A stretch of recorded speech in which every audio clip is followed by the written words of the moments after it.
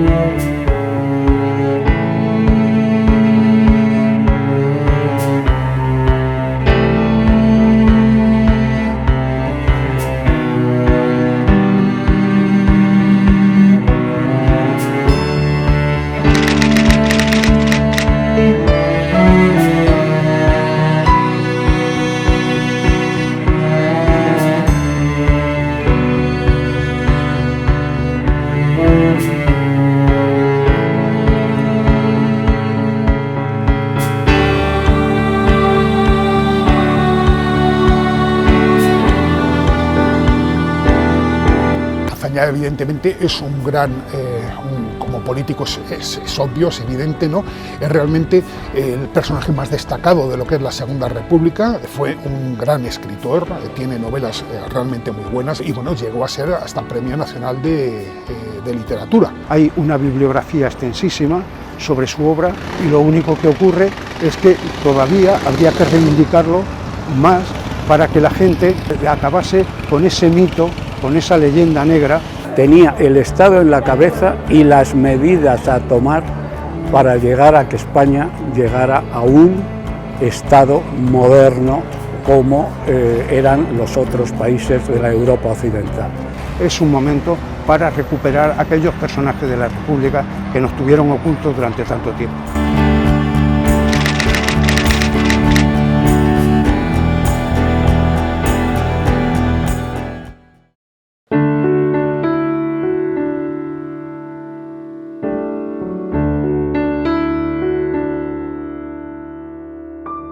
En esta calle, en la calle de la Imagen, concretamente en esta casa que tenemos a nuestras espaldas, es donde nace el 10 de enero del año 1880. Los Azaña a mediados del siglo XVIII ya se establecen en Alcalá, primero como propietarios, agricultores propietarios, y luego posteriormente ya a finales del siglo XVIII empieza a aparecer el primer notario, que es Nicolás Azaña, que es el que, digamos, es el inicio de toda la saga de los Azaña, ¿no? Se caracterizan todos ellos, excepto el padre de Manuel Azaña, excepto Esteban Azaña, por ser notarios. Fueron adquiriendo propiedades en el siglo XIX, son una familia de tradición liberal y eso hace que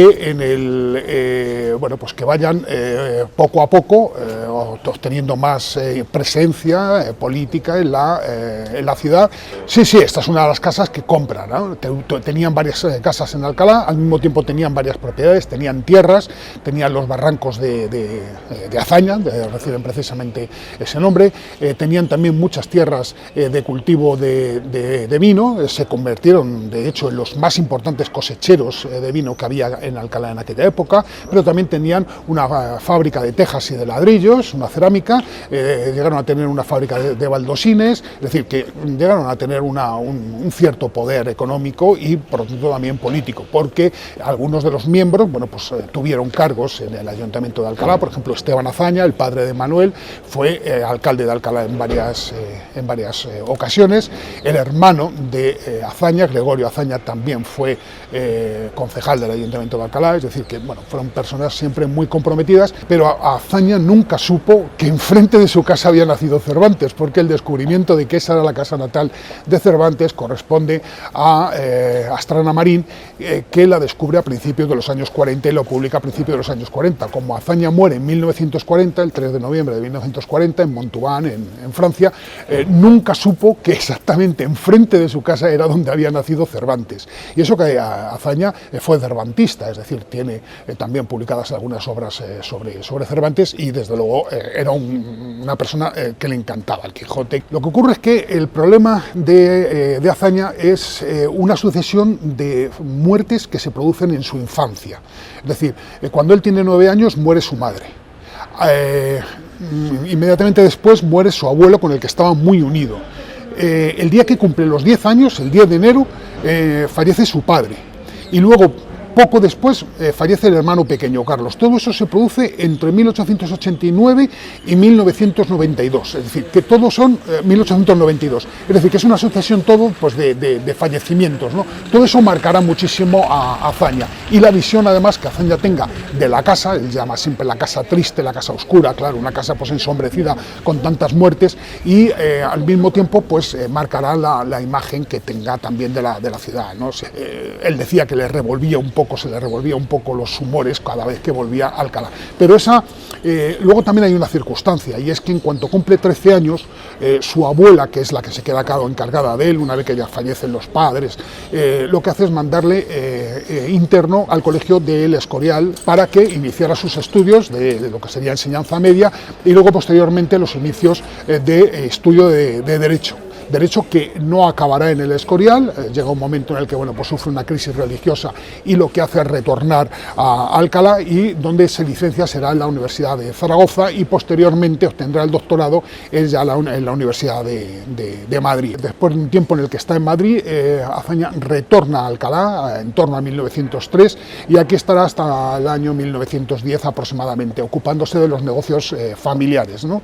Y Alcalá le marca, incluso él en varios momentos de su vida inicia la redacción de una novela, Fresdeval, que la inicia primeramente inmediatamente antes de la proclamación de la República, que la suspende cuando se proclama la República, que la vuelve a retomar una vez que ganan las derechas en 1933, y que luego la volverá a retomar ya en el exilio, ¿no? Lo que ocurre es que pues ya no pudo concluir nunca esa novela porque falleció en 1940. Es realmente el personaje más destacado de lo que es la Segunda República. Primero fue ministro de Guerra, luego fue jefe del gobierno, y posteriormente ya presidente de la República. Él realmente no quería ser presidente de la República, quería seguir siendo jefe del gobierno, pero bueno, al final no le quedó más remedio que aceptar la presidencia de la República ya en 1936.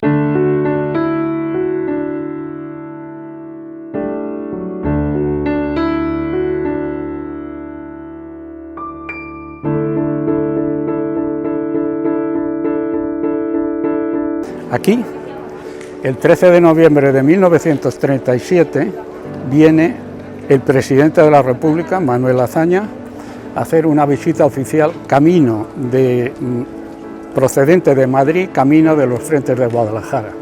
El viaje había empezado en Valencia, que la provincia era su residencia, viene a Madrid y viene a visitar los frentes del oeste y del norte de Madrid.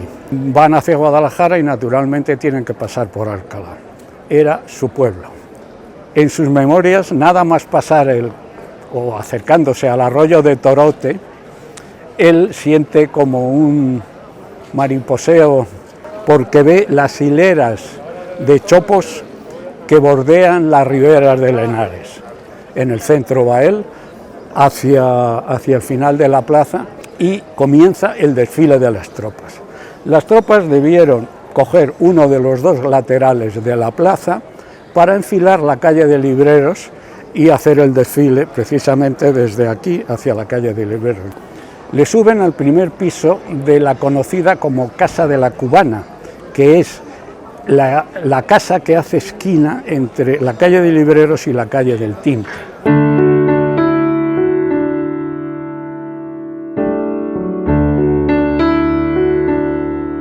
En uno de los balcones de la casa que dan a la calle de Libreros preside el desfile. Hay que reconocer que todos los balcones de la plaza, según muestran las fotos de época, y los de la calle de Libreros estaban abarrotados de gente. Aquí en esta fachada había un cartelón muy grande. Desfilan las tropas y él desde el balcón lo que ve es no solo a las tropas sino también a la gente, y reconoce algunas de las caras que hay ahí. Reconoce a una de ellas. Esta persona, José María Vicario, su íntimo amigo de la infancia, le contaba a mi padre que él se puso enfrente del balcón y hacía aspavientos con las manos y la cabeza para ver si llamaba la atención. Al final la llamó y Azaña le identificó, y a uno de sus ayudantes le dijo: ese señor que está allá abajo, subirle aquí arriba. hacía tiempo que no se veían y eran conscientes los dos de que posiblemente y con mucha seguridad sería la última vez que se vieran.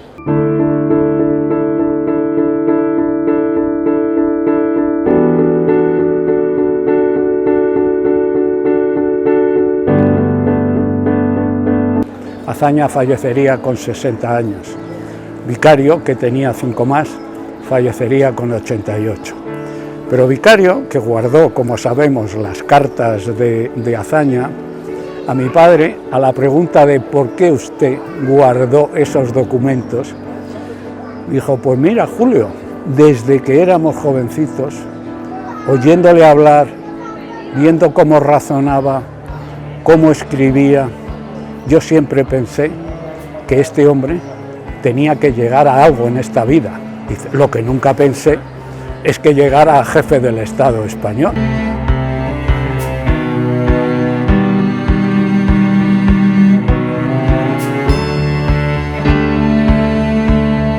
Su labor literaria, su obsesión literaria, empezó en una revista que se llamaba Brisa de Lenares, con un grupo de colaboradores de esta ciudad, una revista satírica. Luego incluso fundó con el concejal socialista Fernández Quer la revista La Avispa, y luego llevó a cabo durante la Primera Guerra Mundial, llevó a cabo una labor de corresponsal fundamental, porque a Azaña, sobre todo, lo que más le dolía era cómo se estaban destruyendo el patrimonio artístico de Europa. La República se perdió y su obra literaria se quedó desperdigada porque su dedicación a la política le hizo que una obra tan ambiciosa como era Fresdeval se quedase más o menos sin acabar. Era una saga, un planteamiento ambiciosísimo, y en la cual la ciudad de Alcalá nunca se cita, pero la estructura de la novela está totalmente adaptada, situada en la escenografía de esta ciudad. Esta ciudad, que según decía José María Marco, tenía 3 Alcalás. La Alcalá universitaria, la que creó Cisneros, la ciudad de la fachada de la Universidad de Pedro Gumiel, la de los colegios, la de las fundaciones, esa ciudad que se perdió lamentablemente en 1836 y que incluso el padre de Azaña, Esteban Azaña, que fue alcalde de la ciudad, en su historia de Alcalá de Henares, se lamenta del estado calamitoso en que había quedado esta ciudad. José María Marco también habla de la otra ciudad, de la ciudad burguesa, la que recorre desde la calle La Imagen, la calle Santiago, el centro más o menos, que es el que pertenece a la sociedad burguesa de los que se hicieron más o menos ricos después de la desamortización de Mendizábal, y una ciudad que de alguna forma todavía añoraba el pasado universitario. Y después estaba la ciudad miserable, en teoría, la ciudad que llamaban el barrio de Pescadería, que precisamente es este barrio de aquí, el barrio de la gente humilde, de los trabajadores, y es donde desarrolla Azaña su novela. Cuando se cumplió el centenario de Manuel Azaña, el primer ayuntamiento democrático de esta ciudad decidió poner una placa conmemorativa en la casa natal. Y esa placa duró poco tiempo, fue directamente apedreada y fue sustituida una y otra vez. Arsenio López Huerta fue alcalde de esta ciudad a partir de 1983 y decidió que Azaña, que había estado ninguneado durante todo el periodo franquista, necesitaba un homenaje de la ciudad que lo había de alguna forma menospreciado.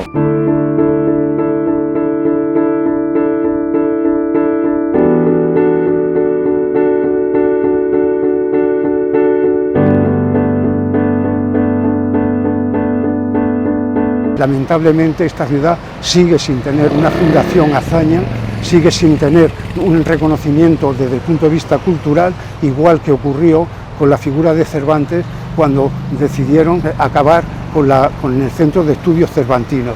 En 1990, que se cumplían 50 años de su muerte, se celebró en Montauban un congreso internacional presidido por Jorge Semprún, que en ese momento era ministro de Cultura, y con personajes de la categoría de Paul Preston, Manuel Tuñón de Lara, Santos Juliá, que junto con Juan Marichal han sido los dos mejores biógrafos que ha tenido Azaña, y fue un reconocimiento que paulatinamente desde el punto de vista cultural se fue llevando a cabo. Sin embargo, el reconocimiento político, es decir, de las instituciones, tardó más. Cuando era príncipe, el hoy rey emérito, hicieron una visita a México, a la viuda, a Dolores Rivas, que aún vivía, y eran una serie de reconocimientos que se fueron haciendo. A partir de ahí hay una bibliografía extensísima sobre su obra, y lo único que ocurre es que todavía habría que reivindicarlo más para que la gente acabase con ese mito, con esa leyenda negra que hay sobre el personaje.